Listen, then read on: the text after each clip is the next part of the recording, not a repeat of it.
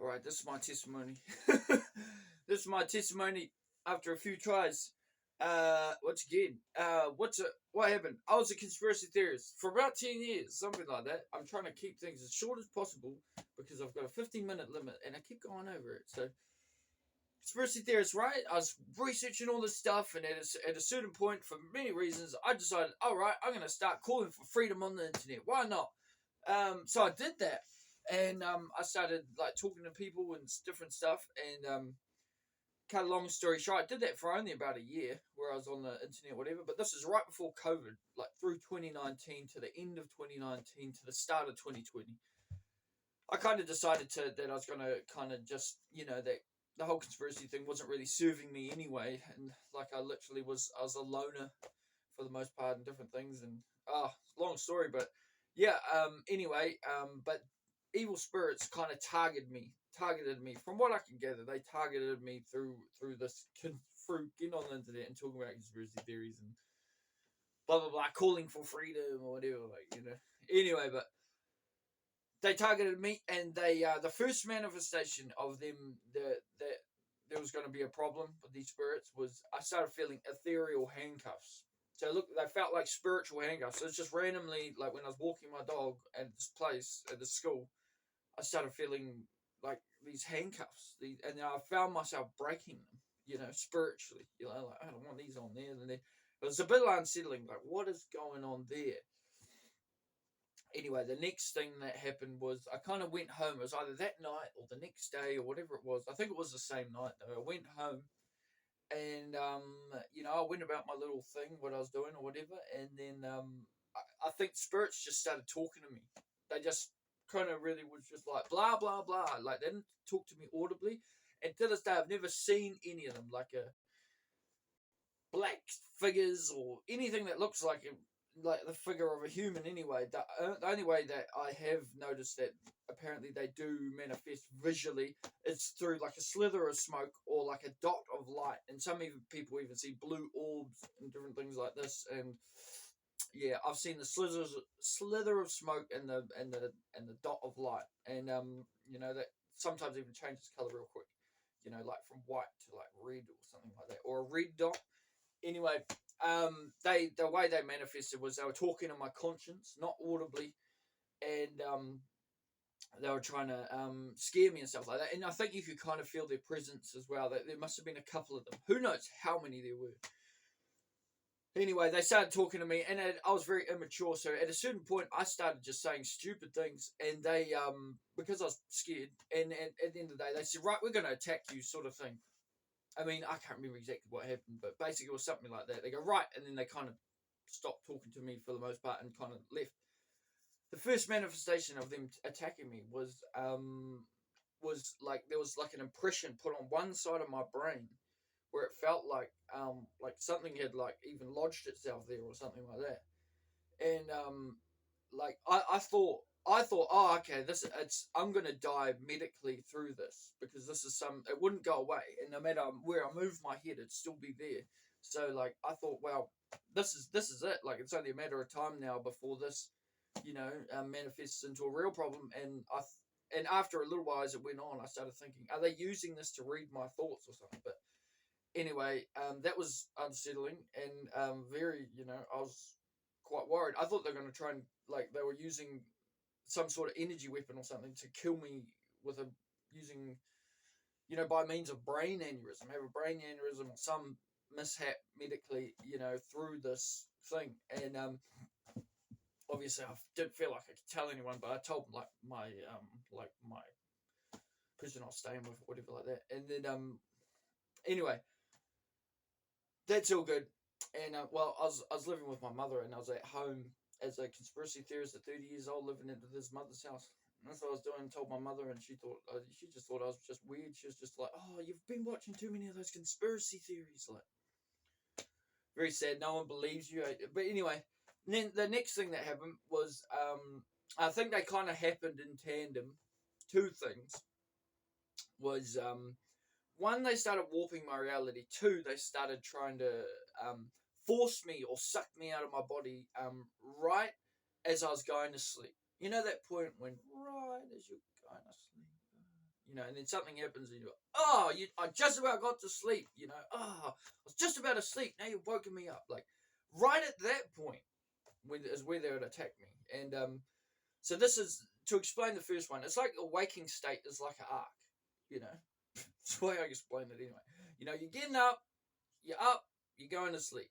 And then, like, the sleep is like a pool, like a pool or a pool of water. Right at that point, where the waking state meets the sleeping state, right at that point where the transition is happening, there seems to be some vulnerability maybe that they were trying to exploit, but they couldn't. It didn't work for me. It didn't work. So, like, they were trying to exploit that vulnerability, but it didn't work for me anyway. So they would try to force me / suck me out of my body over and over and over again until I'd wake up in the morning, and I would pray. I'd be like, God, help me to get through to the morning. I'm not sure if I ever prayed like, God, stop these beings from doing this. I probably did, but can't remember that. I remember more saying like, God, help me to get through to the morning. And it happened over and over and over again until I'd wake up in the morning, and there's always usually a couple of spirits that would be doing that, from I gather. So that was happening, and that was happening every time I'd go down to sleep. Another thing I figured out is that these spirits weren't always there throughout the whole sleeping phase. Like, they must, when I'd get to sleep, they'd leave. And then I knew that because sometimes I'd wake up, like, and then I'd go, oh, I'll just try and get back to sleep. And I'd try and get back to sleep and I wouldn't get attacked. You know what I mean? So I knew those spirits weren't there. But if I'd got up and they knew I was up, then they'd follow me around till I'd go to sleep, and then they'd attack me, so...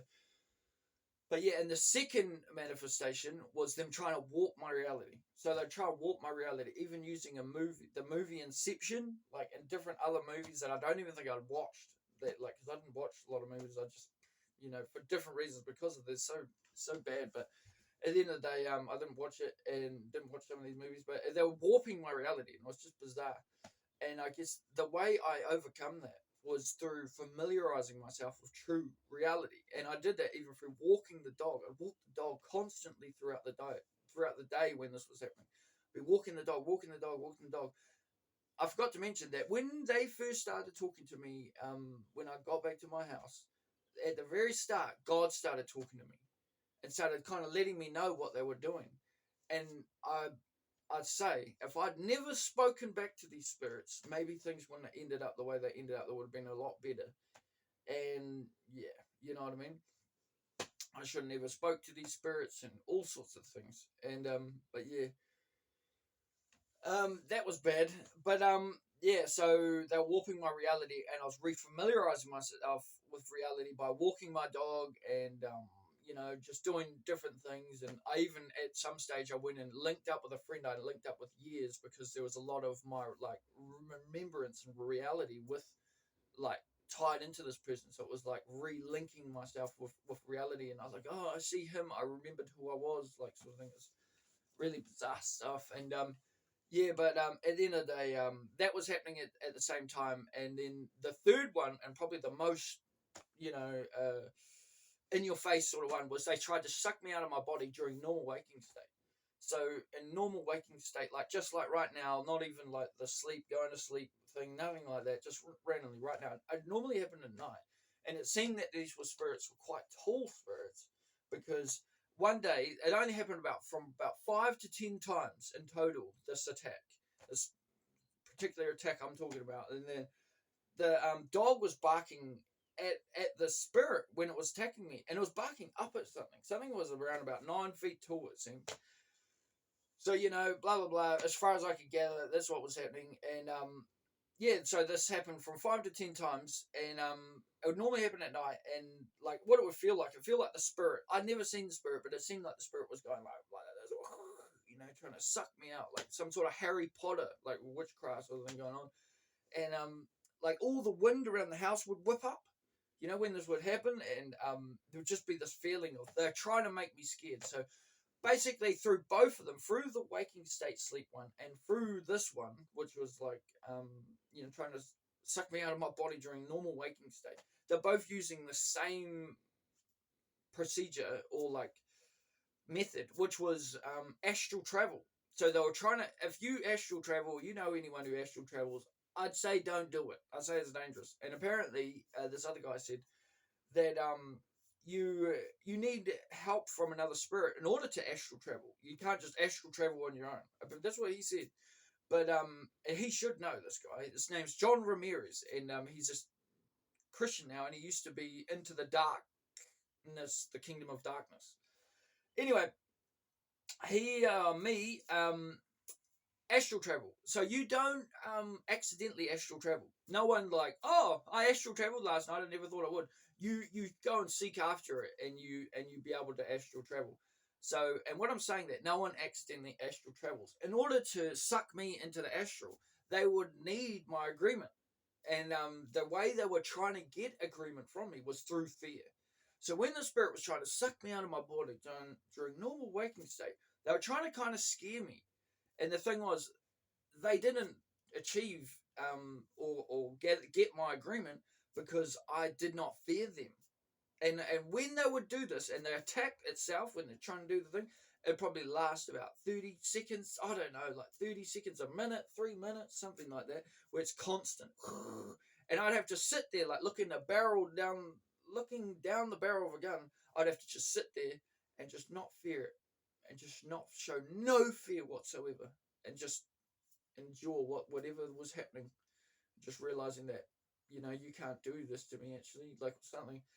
And it would go on, and it would stop, and then they'd give up and kind of leave, as far as I know. And yeah, that happened, like I said, 5 or 10 times. And so yeah, I wasn't giving my agreement through their fear, so it didn't work. So they tried warping my reality, didn't work. They tried sucking me out of my body at night when I was trying to sleep.